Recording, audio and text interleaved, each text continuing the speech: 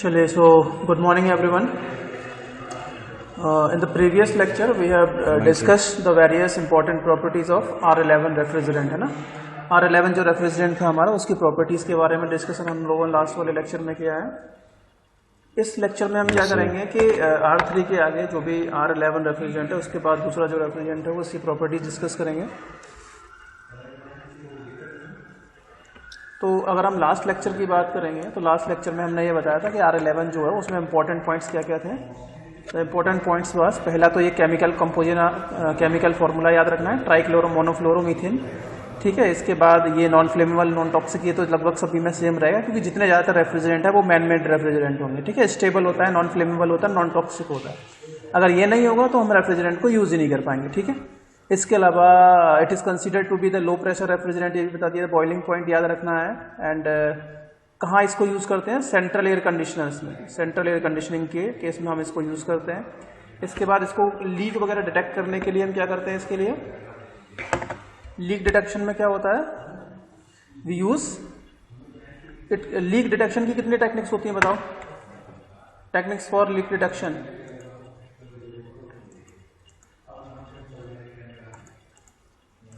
हाँ जी,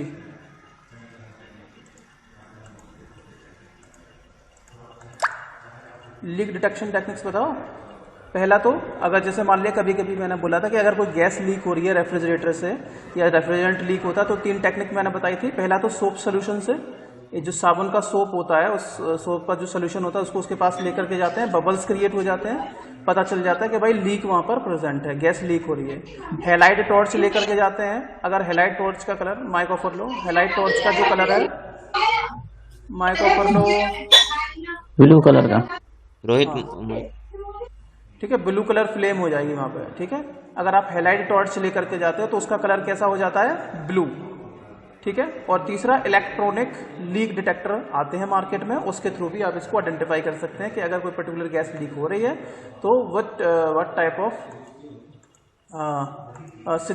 signal you receive, ठीक है। कोई भी सिग्नल जो आप रिसीव करेंगे वहां पता चल जाएगा, ठीक है। इसका सिलेंडर का कलर आपको पता होना चाहिए, व्हाट इज द कलर। तो कलर कोड इसका कैसा होता है? ऑरेंज कलर होता है। R11 का कैसा होता है? ऑरेंज कलर से पेंट होता है, उसका सिलेंडर ऑरेंज कलर से पेंट होता है, ठीक है। चलिए, ये बेसिक पॉइंट्स हैं, आपको याद रखने हैं। Next we are moving to the next refrigerant. Next refrigerant for our category is the next refrigerant is R12। R12, अब ये R देखो, ये इसके नामकरण कैसे होता है? जैसे अगर मैंने बोला कि सर R12 का मतलब CCl2F2, ये कैसे पता चला आपको? R12 जो है, R12 का जो केमिकल फॉर्मूला है CCl2F2 है ना, डाइफ्लोरोमीथेन है ना, डाइफ्लोरोमीथेन, ये इसका केमिकल फॉर्मूला हो गया। तो पहला इसका केमिकल फॉर्मूला याद रखना है, डाइफ्लोरोमीथेन। R12 गैस है, 12 नंबर गैस है जिसको हम बोलते हैं, जिसका केमिकल फॉर्मूला है CCl2F2 और इसका केमिकल नाम क्या है? डाइफ्लोरोमीथेन, ठीक है। ये बहुत पॉपुलर रेफ्रिजरेंट है, ज्यादातर यूज करते हैं हम इसको। ये कलरलेस होता है, ठीक है, एंड ऑलमोस्ट ऑर्डरलेस। ऑर्डरलेस मतलब कोई गंध वगैरह नहीं आती है इसमें से। लिक्विड विद बॉइलिंग पॉइंट, इसका बॉइलिंग पॉइंट -29 डिग्री सेंटीग्रेड होता है एटमॉस्फेरिक प्रेशर पे। मतलब ये हो गया जहां पर बर्फ, अगर एटमॉस्फेरिक प्रेशर की बात करेंगे 0 डिग्री सेंटीग्रेड पर जम जाती है ना। आइस जो है, अगर हम वाटर की बात करेंगे तो आइस जो है वो 0 डिग्री सेंटीग्रेड पर जम जाती है, ये -29 पे भी बॉइल्ड रहता है, बॉइल कंडीशन में रहता है, मतलब उबल रहा होगा उस टाइम पे भी ये, ठीक है। तो इसका ये वाला पॉइंट याद रखना है। ये भी एक तरीके से मैन मेड रेफ्रिजरेंट है, बहुत ज्यादातर यूज किया जाने वाला रेफ्रिजरेंट है, ठीक है। ये नॉन टॉक्सिक रहेगा ऑब्वियसली, ये तो पॉइंट सब में कॉमन है, non toxic, non flammable, non corrosive, ठीक है। ये पॉइंट सभी में कॉमन रहेगा। इनके केमिकल नेम आपको याद रखने हैं। केमिकल नेम क्या है, केमिकल फॉर्मूला क्या है। अब ये ये R12 कैसे लिखा गया, यहाँ पर R11 कैसे लिखा गया, इसकी मैं डेजिग्नेशन होता है, किस तरीके से इसको डिजाइन किया जाएगा, किस तरीके से इसका नॉमेनक्लेट किया जाता है, वो सारी चीजें मैं आपको बता दूंगा। वैसे आपके सिलेबस में है नहीं, but I will discuss this one. It has relatively low latent heat value, low latent heat value इसकी होगी, ठीक है, which is an advantage in small refrigerating machine. मतलब जो स्मॉल रेफ्रिजरेटर हैं उसमें अगर आपका रेफ्रिजरेंट जो होगा उसकी लो लेटेंट हीट वैल्यू होगी। अब बोलोगे सर ये क्या होता है लो लेटेंट हीट वैल्यू?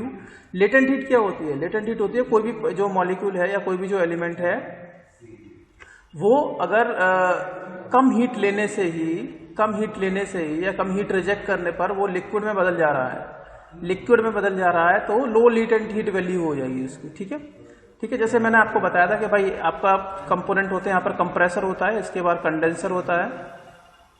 ठीक है, कंडेंसर होता है यहाँ पर, कंडेंसर के बाद यहाँ पर एक्सपेंशन डिवाइस होती है और यहाँ पर आपका इवेपोरेटर लगा रहता है। ठीक है, ये सारे कंपोनेंट्स ये पार्ट होते हैं रेफ्रिजरेटर के अंदर। ये मैंने आपको इससे पहले क्लासेस में बता चुका हूँ। तो होता क्या है कि जब रेफ्रिजरेंट इस चैनल के अंदर फ्लो हो रहा है, इस पर्टिकुलर साइकिल में ऑपरेट हो रहा है और अपने फेस को चेंज कर रहा है, तो यहाँ से जब हम हीट रिजेक्ट करेंगे तो होगा क्या, जो रेफ्रिजरेंट यहाँ पर वेपर कंडीशन में है वो थोड़ी सी हीट रिजेक्ट करेगा और वो लिक्विड में बदल जाएगा।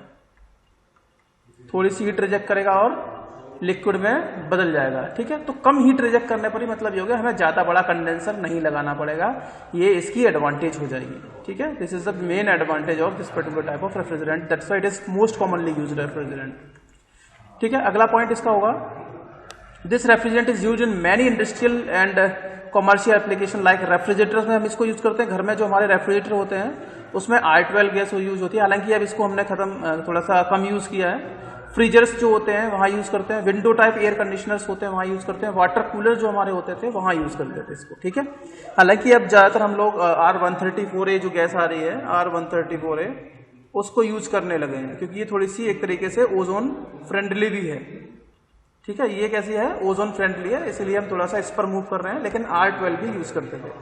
ठीक है, R12 भी यूज करते हैं। तो ये पॉइंट है, कॉमन पॉइंट्स, आपको इसके बारे में कुछ प्रॉपर्टीज याद रखनी है। जो प्रॉपर्टीज याद हो जाए अच्छी बात है, 5 से 10 कुछ प्रॉपर्टीज, एटलीस्ट 6 प्रॉपर्टी तो आप लोग याद रखें। सर ये केमिकल फॉर्मूला क्या है इसका, केमिकल नेम क्या है इसका, मोस्ट पॉपुलर है इसका, मेल्टिंग पॉइंट, बॉइलिंग पॉइंट कितना होता है, नॉन टॉक्सिक, नॉन फ्लेमेबल, ये तो सब में लिखना ही लिखना है, कांस्टेंट है, कॉमन है। और ये बहुत सारे इंडस्ट्री जो हमारे रेफ्रिजरेटर कहाँ पर इसको यूज करते हैं, जैसे मैंने बताया था कि R11 होता है वो सेंट्रल एयर कंडीशनर्स में यूज किया जाता है। तो ये कहाँ यूज किया जाता है, रेफ्रिजरेटर में हो गया, घर में जो भी है, रेफ्रिजरेटर हो गया आपका, फ्रीजर हो गया, AC हो गया, उसमें हम इसको यूज करते हैं। ठीक है, चलिए नेक्स्ट प्रॉपर्टी इज, इसकी अगली प्रॉपर्टी है, the principal use of R12 is found in reciprocating and rotary compressors.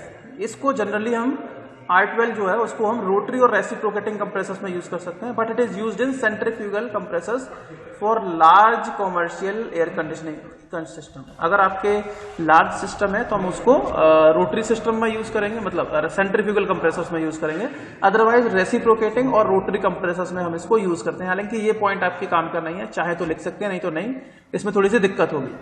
ठीक है, इसको जरूरी नहीं है इसको याद रखें, पहले वाले 4-5 याद रखें, इसको छोड़ देना, कोई दिक्कत नहीं।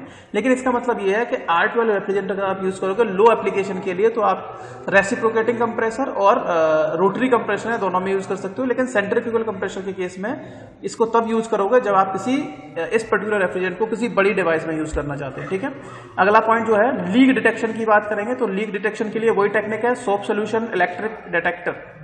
ठीक है, electric detector, soap solution, so this can be detected bye these 2 methods. ठीक है, जो सोप का जो सोल्यूशन होता है उसको लेकर के जाएंगे, बबल्स क्रिएट हो जाएंगे, then you can easily find out the solution. ठीक है, उसका इजीली आप सोल्यूशन फाइंड आउट कर सकते हैं, कोई दिक्कत नहीं। चलिए, moving to the next and last property, the cylinder colour code of R12 is white. इसका जो कलर कोड होता है वो कैसा होता है, व्हाइट। ठीक है, ये आपको याद रखना है। इसका जो कलर कोड कैसा होता है, व्हाइट। तो R11 का कैसा था, R12 का कैसा है, ऑरेंज, और R11 का ऑरेंज था, ऑरेंज, और इसका हो गया व्हाइट। ठीक है, अच्छा ये बताओ, जब हम हैलाइड टॉर्च लेकर के जाते थे, हैलाइड टॉर्च किस पर, R11 में, तो बताओ what type of colour, R11 कैसा कलर शो होता है, ब्लू कलर शो करेगा, है ना, ब्लू कलर। ये इंपॉर्टेंट प्रॉपर्टीज है। देखो, जब भी अगर मान लिया कि आप लोगों की जॉब लगती है सर्विस इंडस्ट्रीज में, किसी रेफ्रिजरेटिंग कंपनी में लगती है, तो आप लोगों को क्या करना होता है कि जो कंपनी होती है वो आप लोगों को भेजती है कभी ना कभी कमीशनिंग और इन सारी चीजों के लिए, सर्विसिंग के डिपार्टमेंट होता है एक, सैलरी बहुत अच्छी होती है आप लोगों की उसमें। तो उसमें होती है डिप्लोमा इंजीनियर ट्रेनिंग की पोस्ट पे हम आप लोग जाते हैं। तो रेफ्रिजरेटिंग कंपनी जो भी होती है तो उसमें आप लोगों को यही वर्क दिया जाता है इनिशियली कि अगर मान लिया कहीं कोई बड़ी कोई फर्म है, वहां पर अगर कोई लीक वगैरह हो रहा है तो आपको आइडेंटिफाई करना है कि कौन सा रेफ्रिजरेंट लीक हुआ है। हालांकि उस पर लिखा रहता है, लेकिन बाई चांस अगर आपको देखना है तो then you can easily find out the value, easily find out कि कहां पर डिटेक्ट हो रहा है, कौन सी गैस लीक हो रही है, तो वहां से आप इजिली इसको फाइंड आउट कर सकते हैं। ठीक है, तो पहला कलर R11 का हो गया आपका ऑरेंज, R12 का हो गया व्हाइट कलर। तो ये इंपॉर्टेंट है, एमसीक्यूज यहां से बन सकते हैं, मल्टीपल चॉइस क्वेश्चन बन सकते हैं। ठीक, चलिए तीसरा रेफ्रिजरेंट की जब हम बात करेंगे तो third refrigerant is R22।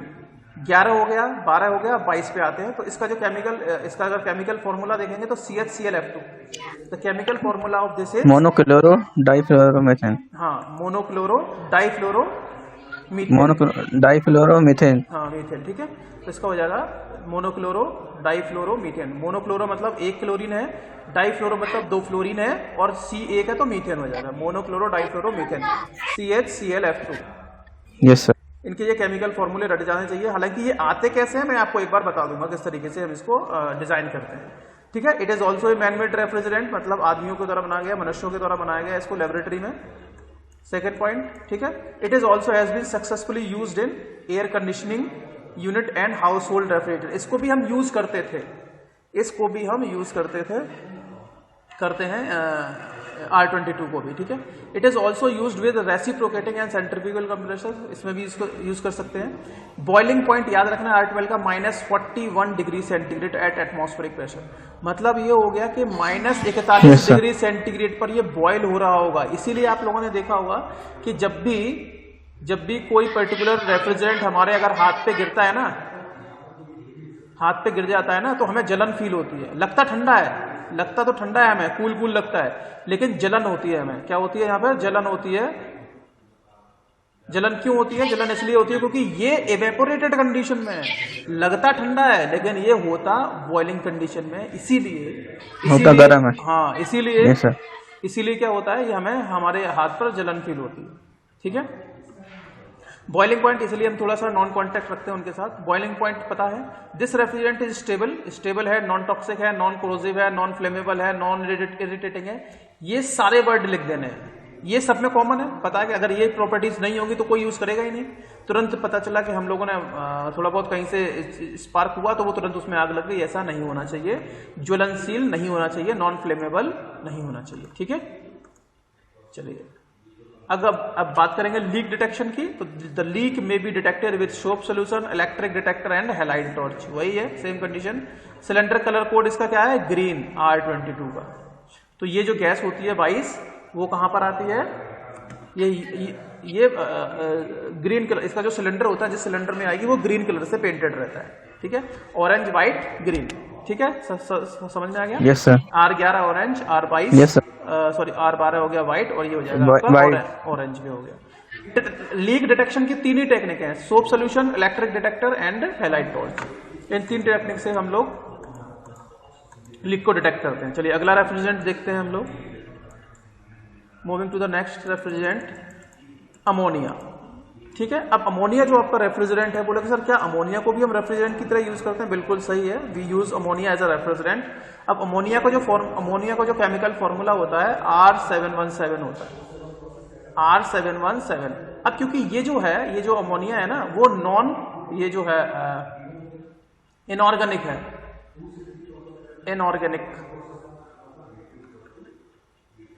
Inorganic समझते हो? एक होते हैं ऑर्गेनिक, एक होते हैं इनऑर्गेनिक।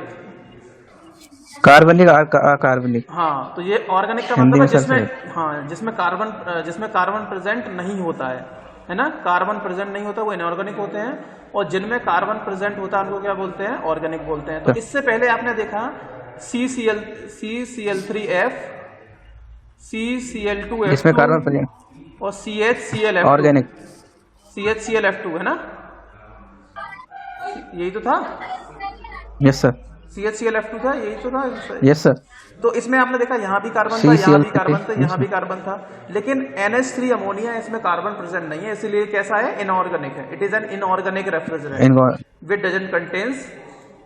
तो जब ऑर्गेनिक होते हैं तो उनको डिजाइन करने का मेथड अलग होता है, उन रेफ्रिजरेंट को, और जो ऑर्गेनिक होते हैं उनको डिजाइन करने का मेथड अलग होता है। Just wait, I think some student had yes sir. Entered. ठीक है, तो अमोनिया कैसा रेफ्रिजरेंट है? नॉन कार्बनिक, ठीक है, इनऑर्गेनिक जिसको बोलते हैं, क्योंकि इसमें कार्बन प्रेजेंट नहीं होता है। It is one of the oldest, हाँ, one of the oldest and most widely used refrigerant. याद रखना, सबसे पुराना है और बहुत ज्यादा यूज किया जाने वाला रेफ्रिजरेंट यही है। It is greatest application is found in the large and commercial reciprocating compressors. जो बड़े बड़े रेसिप्रोकेटिंग कंप्रेसर्स होते हैं और जो बड़े बड़े आपके रेफ्रिजरेटिंग प्लांट्स होते हैं, वहां पर हम इसको यूज कर सकते हैं। जैसे कोल्ड स्टोरेज आप लोगों ने देखे होंगे, कोल्ड स्टोरेज देखे? Yes sir. कोल्ड स्टोरेज हो गए, आइस प्लांट, आइस प्लांट्स हो गए जहां पे आइस मैन्युफैक्चरिंग होती है। तो ये बड़े बड़े एप्लीकेशंस होते हैं रेफ्रिजरेटिंग सिस्टम्स के, जहां पर हमें हाई अमाउंट में, लार्ज अमाउंट में रेफ्रिजरेटिंग इफेक्ट चाहिए होता है, तो वहां अमोनिया को हम यूज करते हैं। वहां किसको यूज करते हैं? अमोनिया को, रेफ्रिजरेंट को। तो अगर मैं आपसे पूछूं कि ये बताइए कि अमोनिया को हम कहाँ यूज करते हैं? रेफ्रिजरेटर में यूज करते हैं, एयर कंडीशनर में यूज करते हैं, सेंट्रल प्लांट में यूज करते हैं, या आइस प्लांट में यूज करते हैं? बताओ कहाँ यूज होता है? रेफ्रिजरेटर में, एयर कंडीशनर में, सेंट्रल एयर कंडीशनिंग प्लांट में, आइस प्लांट में? Tell me, where do we use this plant, this refrigerant? Ice plant. Ice plant. Cold storage. ठीक है, तो कोल्ड स्टोरेज, आइस प्लांट, बिल्कुल। तो इस वाले हिसाब से देखा जाए तो आइस प्लांट आपका सही आंसर हो जाएगा। इज इट क्लियर किस तरीके से क्वेश्चन बन सकते हैं? ठीक है, यस सर। ये यूनिट खत्म होने के बाद आप लोगों का एक क्विज होगा, ठीक है, ऑनलाइन 10 से 15 क्वेश्चन होंगे आपके पास अवेलेबल, और उन 15 क्वेश्चंस में आपको क्या करना है? टाइम मिलेगा 10 मिनट का, उस 10 मिनट में आपको सबमिट कर देना है। एक लिंक मैं ग्रुप में डाल दूंगा, वहां जाकर के आप लोग उसके आंसर्स दे देंगे। ठीक है, चलिए। Okay sir. तो उससे आप लोगों को आइडिया हो जाएगा कि एग्जाम में भी कैसे क्वेश्चन पूछे जा रहे हैं, आइडिया हो जाएगा आप लोगों को। This one is clear, this point is clear. It is also widely used in absorption system. मतलब ये हो गया, एक तो आपके पास होते हैं वेपर कंप्रेशन सिस्टम होते हैं, VCM, वेपर कंप्रेशन सिस्टम, ठीक है, वेपर कंप्रेशन मशीन या वेपर कंप्रेशन रेफ्रिजरेंट जो होते हैं, ठीक है, वेपर कंप्रेशन साइकिल, VCC पढ़ा होगा? नहीं पढ़ा है? नहीं पढ़ा है। एक होता है वेपर एब्जॉर्प्शन साइकिल, ये पढ़ा है? मोहित सर ने पढ़ाया होगा आप लोगों को, कंबाइंड क्लास जब थी, वेपर एब्जॉर्प्शन साइकिल पढ़ाया था। हेलो जी sir.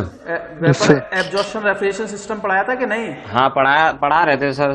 VARS, vapour absorption refrigerating system. Yes sir. तो उस वाले केस में क्या होता है? हम कंप्रेसर यूज नहीं करते हैं, कंप्रेसर का यूज नहीं होता है। तो उस केस की अगर हम बात करेंगे तो उसमें कंप्रेसर हम यूज नहीं करेंगे। तो उस इन that case ammonia is most commonly use in that type of refrigeration system.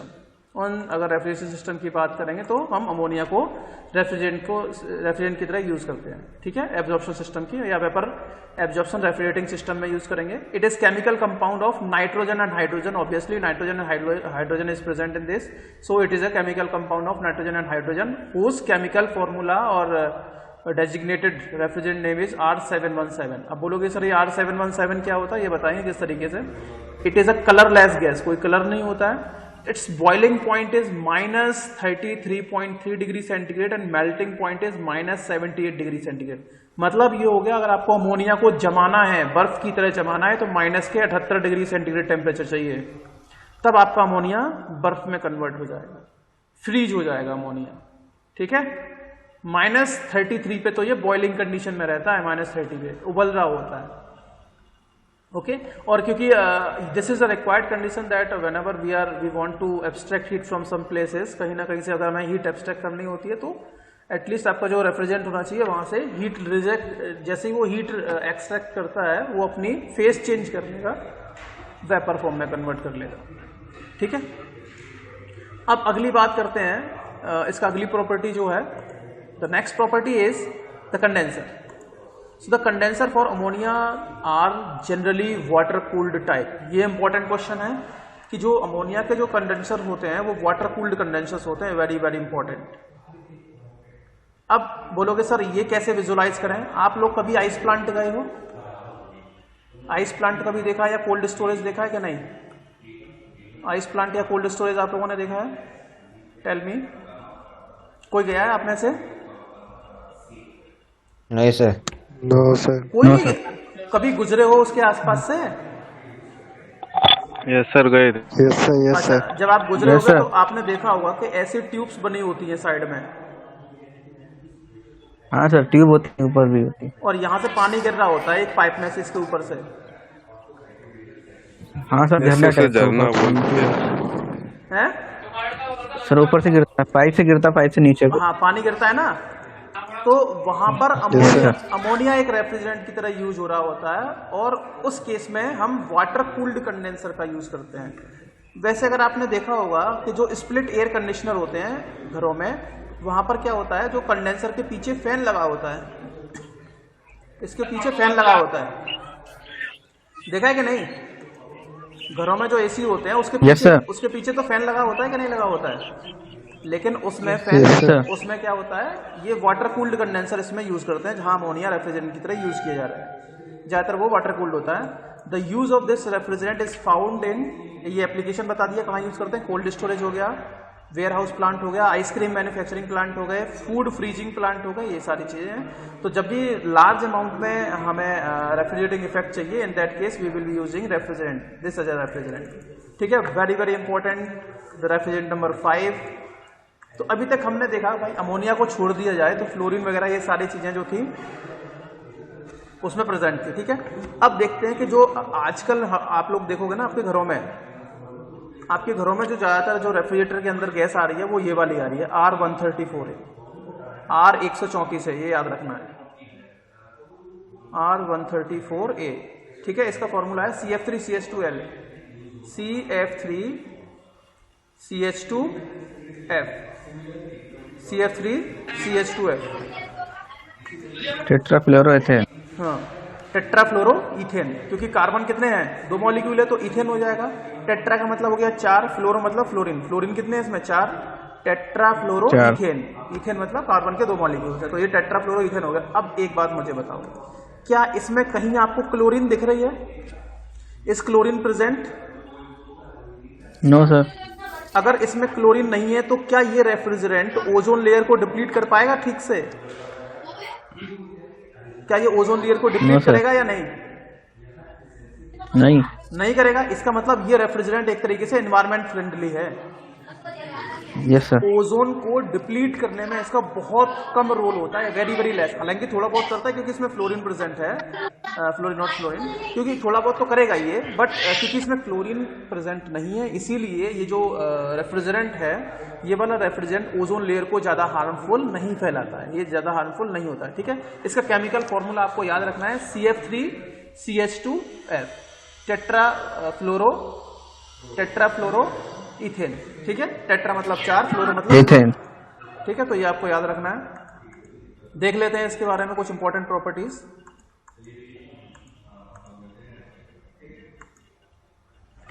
So first one, it's chemical name is tetrafluoroethane, ये इसका केमिकल नेम हो गया। It is considered to be the most suitable substitute of R12 refrigerant. अब देखो जो R12 refrigerant था उसका chemical formula क्या था, CCl2F, है ना। क्लोरीन के मॉलिक्यूल जो थे इसमें 2 थे। तो ये जो रेफ्रिजरेंट था R12 रेफ्रिजरेंट, हालांकि अच्छा तो था लेकिन ये ओजोन लेयर को ज्यादा डिप्लीट करता था, ओजोन लेयर को ज्यादा डिप्लीट करता था। इसीलिए अब हम क्या करेंगे, इस R12 को, रेफ्रिजरेंट को, इस R12 जो रेफ्रिजरेंट है उसको ज्यादातर जहां जहां R12 रेफ्रिजरेंट यूज होता था वहां वहां अब कौन सा यूज कर रहे हैं, R134A। In place of R12 we are using R134A as a refrigerant in those devices in which we will be using R12। ठीक है, इससे पहले जहां हम R12 यूज कर रहे थे अब वहां कौन सा यूज कर रहे हैं, R134 है। तो ये बेस्ट सुटेड बोल सकते हो, इसका सब्स्टिट्यूट है।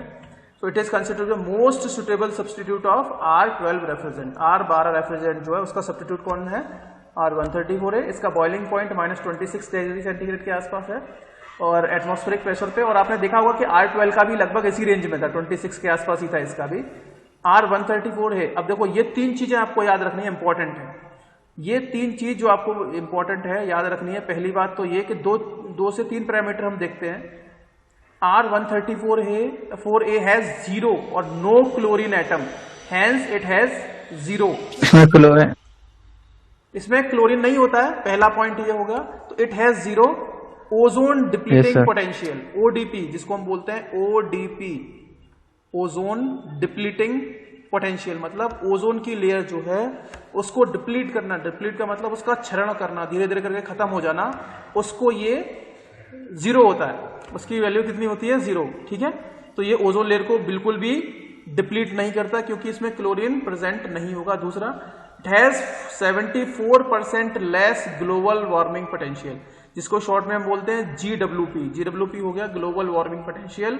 तो अगर हम बात करेंगे R134A की, तो R134A क्या करता है? R12 के कंपैरिजन में 74% कम ग्लोबल वार्मिंग इफेक्ट प्रोड्यूस करता है। ठीक है, और अगर हम ओजोन डिप्लीटिंग पोटेंशियल की बात करेंगे तो 0% ओजोन की लेयर को ये बिल्कुल भी इफेक्ट नहीं करता। हालांकि थोड़ा सा ग्रीन हाउस इफेक्ट इसकी वजह से ग्लोबल वार्मिंग जो होता है वो इफेक्ट प्रोड्यूस हो जाता है, but that is 74% less than the R12। Hence we can say R134A is the best suited substitute of R12। ठीक है, R134A इसका बेस्ट सूटेड है। क्यों है? आपको इनके नाम याद रखने चाहिए। ठीक है, ODP का मतलब क्या होता है और GWP का मतलब क्या होता है? ODP का मतलब हो गया ozone layer, ozone depleting potential, और GWP का मतलब हो गया ग्लोबल वार्मिंग पोटेंशियल। ठीक है, इसके बाद it has lower suction pressure and large suction vapour. इसका सक्शन जो प्रेशर होता है वो लोअर होता है और and large suction vapour volume, और जब जो वेपर आपकी इनसाइड कंप्रेसर के अंदर जाती है तो उनका वॉल्यूम ये ज्यादा से ज्यादा सक कर लेता है। ठीक है, next property for this refrigerant is, हालांकि इसकी कुछ कमी है, एक दो कमी भी बता देता हूं। It is not suitable for mineral oils, hence for used in domestic refrigerators suitable synthetic oil polyester based are use. तो जनरली हम जब इस रेफ्रिजरेंट को यूज करेंगे तो उस वाले केस में हमें मिनरल ऑयल वाले जो रेफ्रिजरेंट जो हम जनरली कंप्रेसर के अंदर यूज करते हैं मिनरल ऑयल्स, उसकी जगह पर हमें सिंथेटिक ऑयल्स को यूज करेंगे। ठीक है, क्योंकि ये उसके साथ ठीक से मिक्स नहीं हो पाता। This is the basic reason why we do not use mineral oils, we use synthetic oil. Synthetic मतलब खुद से बनाई हुई ऑयल्स हमें अलग से, जो उसमें कुछ ना कुछ मिक्सिंग की जाती है।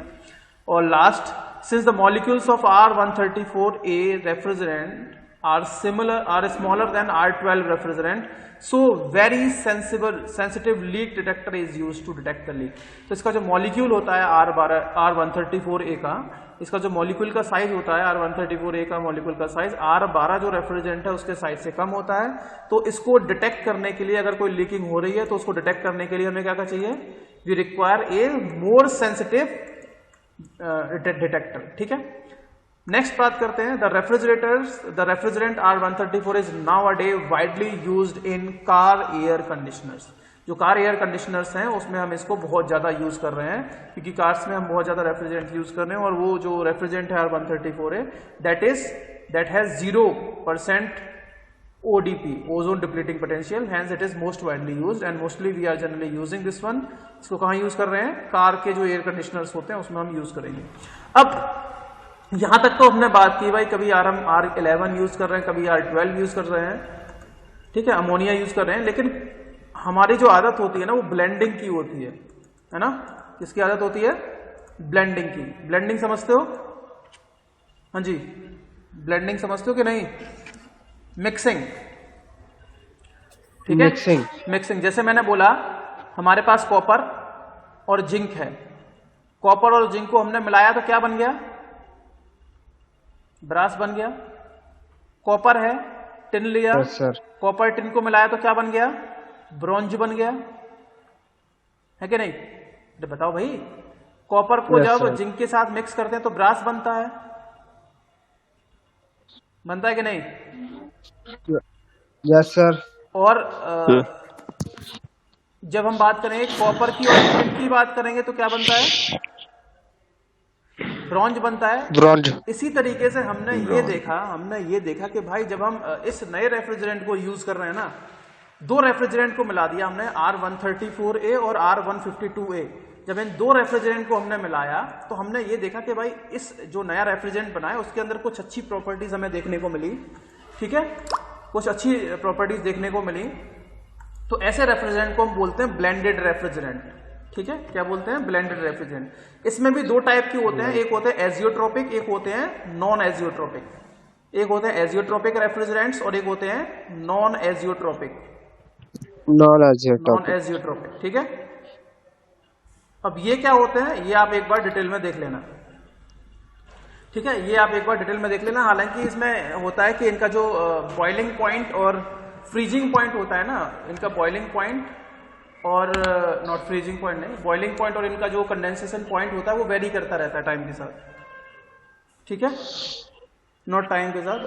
उसके अंदर जैसे आप लोगों को हम बात करेंगे नॉर्मल रेफ्रिजरेंट जो हमारे होते हैं उनका एक नॉर्मल बॉइलिंग पॉइंट और फ्रीजिंग पॉइंट होता है, ठीक है, इवेपोरेटिंग पॉइंट और फ्रीजिंग पॉइंट, मतलब कंडेंसेशन पॉइंट होता है और बॉइलिंग पॉइंट होता है। इनका सबका भी कांस्टेंट रहेगा। आप लोगों ने देखा होगा टीएस डायग्राम जब हम ड्रॉ करते हैं तो ये वाली जो लाइन होती है ना अंदर वाली, ये वाली जो लाइन होती है वो स्ट्रेट लाइन जाती है, मतलब कांस्टेंट इनका क्या होता है, कंडेंसेशन और कांस्टेंट इवेपोरेशन, है ना।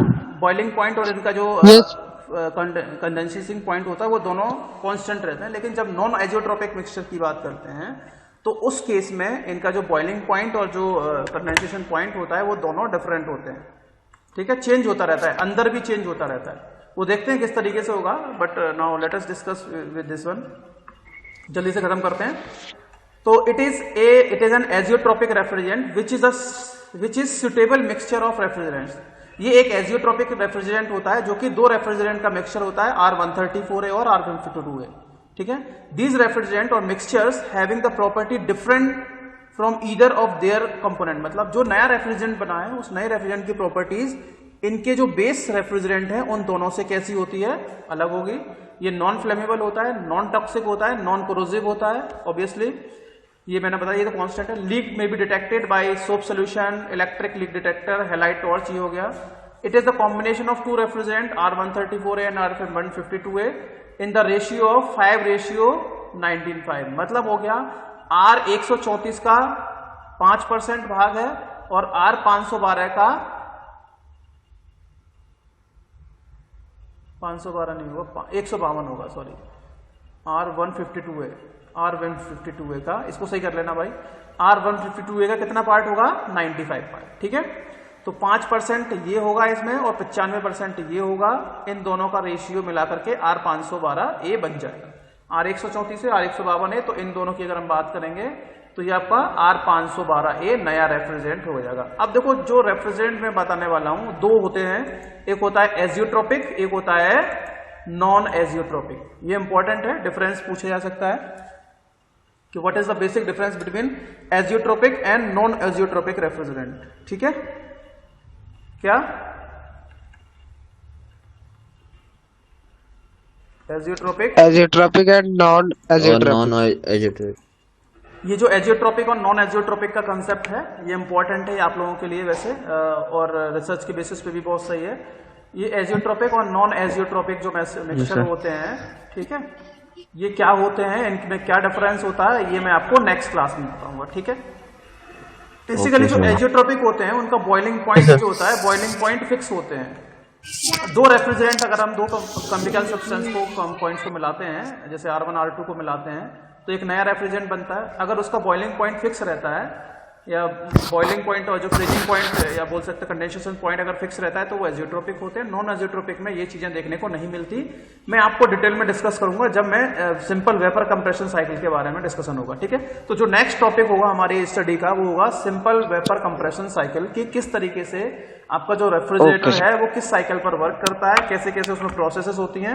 हालांकि मैं कुछ प्रोसेसेस आप लोगों को बेसिकली बता चुका हूं, but the things we will discuss in the next class is simple vapour compression cycle. Numericals important है इस साइकिल के, और जो भी कॉम्पिटिटिव एग्जाम्स होते हैं वहां पर भी इसके क्वेश्चंस आपको देखने को मिलते हैं, ठीक है। Is it clear to you? चलिए, तो I am going to finish this lecture. Thank you very much.